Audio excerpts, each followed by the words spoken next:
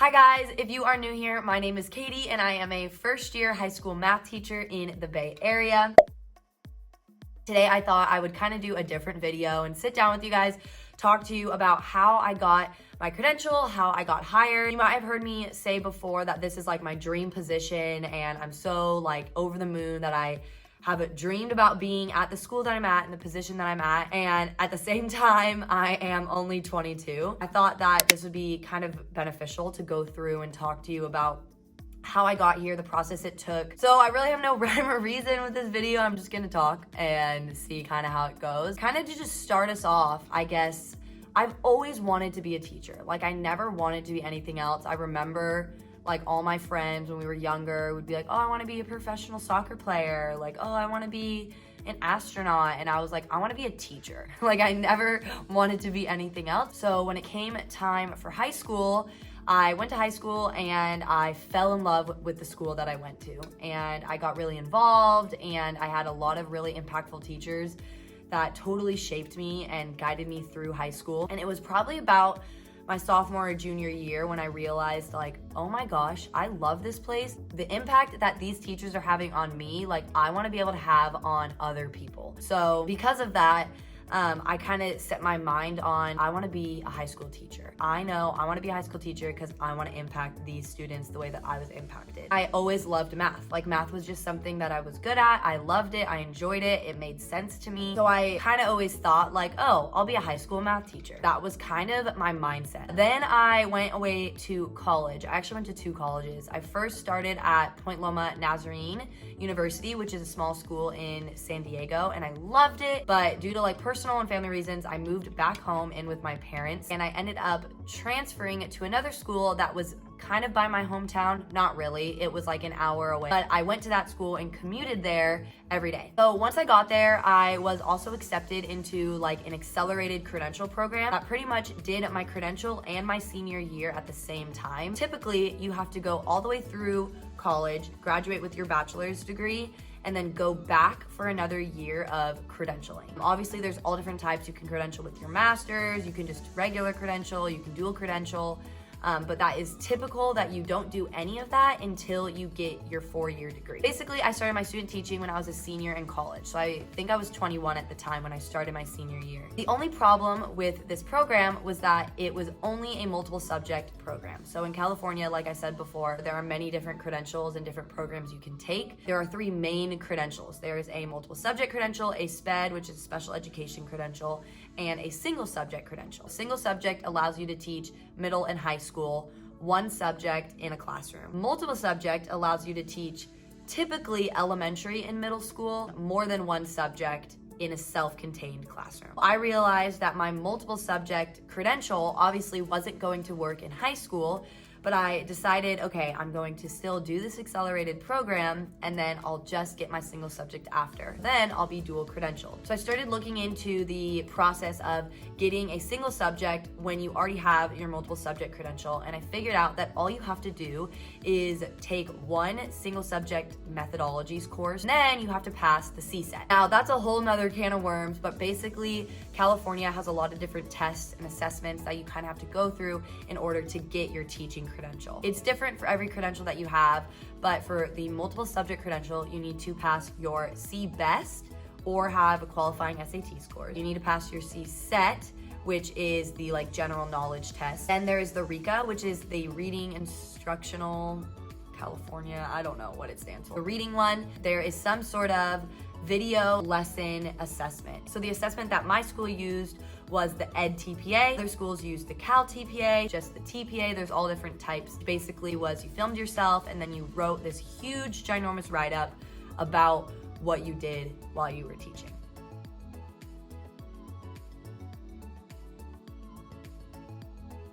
So I passed all of those. I did my student teaching. I graduated, I got my credential, and all I needed now was my single subject. So again, the way to get your single subject after you've already received your credential is to 1, take the test, 2, take the class. So I did that. I took the class online through University of Phoenix, and it took, I think it was just a 6-week course. Then the same for the test. The test is the single subject math CSET, and you just have to take the single subject math test. basically, only issue is that because of COVID, everything kind of like got brought to a halt. I was told my whole college career that they need teachers and that we're gonna get hired right off the bat, and then boom, COVID hit senior year, March, and it just sucked. Like, we were like, oh my gosh, are we not gonna be able to get a job? Like, what's gonna be happening? What's the fall gonna look like? Because of that, that actually prohibited me from taking those single subject math CSAT tests that I need to take. But nonetheless, I graduated, I got my multiple subject credential and finished the single subject class, but still haven't taken the single subject math test. Basically, this led me to applications. I was just so worried about what jobs were even gonna be out there that I pretty much applied to every single position in my district that I was qualified for or wanted to do. That ranged anywhere from all elementary grades, like K through 5, all middle school multiple subject positions, and then anything that was a math subject area. However, I knew that I didn't have my full math credential yet. As I was scrolling through, kind of looking at applications daily, like I was checking up on them all the time, applying daily, and I hadn't heard back from anything until I saw a position at the high school that I went to. Now, going backwards, rewinding like 2 years, 3 years backwards, I transferred home from Point Loma. I pretty much realized that the school I wanted to teach at was my high school. Like, I wanted to teach at the high school I went to. So what I did was I dove into the high school community. I already was a youth group leader for a youth group that was on campus, but I also applied for coaching positions for the sports that I played. I just put my name in the school so that I could be a familiar face. That was really beneficial for me. It kind of kept my name in the loop of the school system and of the school district. Now, fast forwarding again back to when I saw that application, I reached out to one of my old teachers and I was like, hey, what do you know about this position? Basically, he was like, let me talk to the VP. So he talked to the VP, he calls me and he's like, they want to talk to you. So I called my VP. I told her my interest in the position. I told her how I have my multiple subject credential. I'm testing for my single subject, but right now COVID is stopping some of those tests from happening. I was nervous. I didn't want to hide anything from them, but I thought like, dang, I'm just not credentialed for this position. Even though this is my dream position, I just don't have the credential for it. Anyway, I heard back and they asked me for an interview and I was like over the moon. I was so excited. I went through the interview process and I thought it went really well. Then a week passed and I had gotten offered the position. I was offered the math position at the high school that I wanted. Pretty much my dream position. It has been the craziest experience, but the best experience. Consistently, I feel so encouraged and so happy to be here. I've made great relationships with students, and going into the office and seeing all of my old administration and my old teachers and how encouraging they've been, that now I'm a colleague of theirs, and it just proves like I know that I'm where I want to be.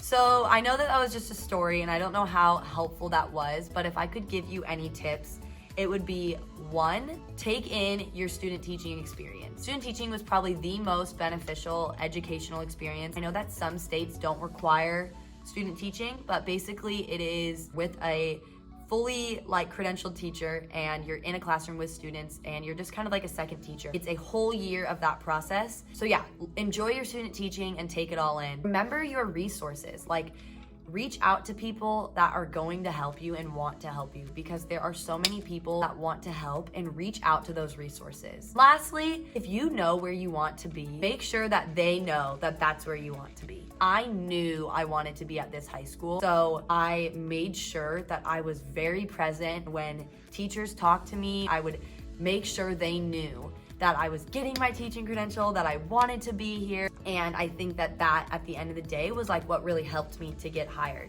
So I know that that video was all over the place. I seriously, I don't even know. But I hope that you guys enjoyed. If you have any questions or comments, go ahead and put them down below. Remember to like and subscribe, and I hope to see you all later. Bye.